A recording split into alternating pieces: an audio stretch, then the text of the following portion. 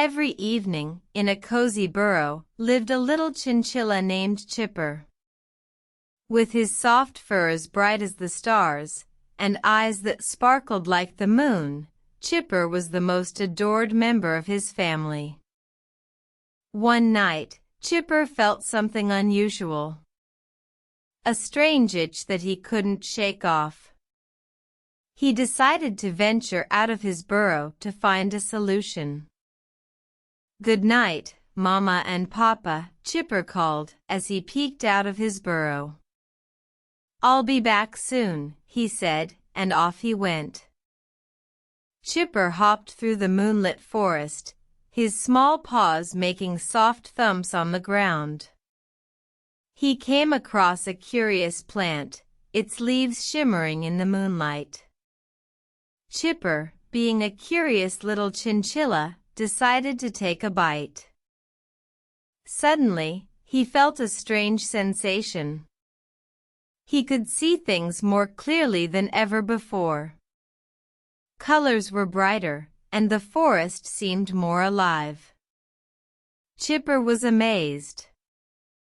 He hopped deeper into the forest, meeting creatures he'd never seen before.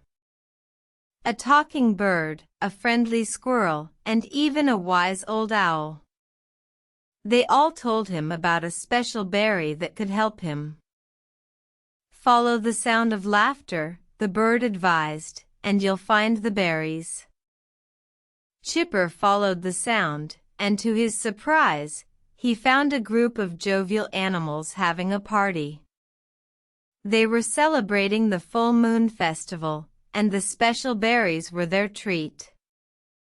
Chipper was welcomed warmly and was given a berry. As he ate it, he felt a warm glow inside him.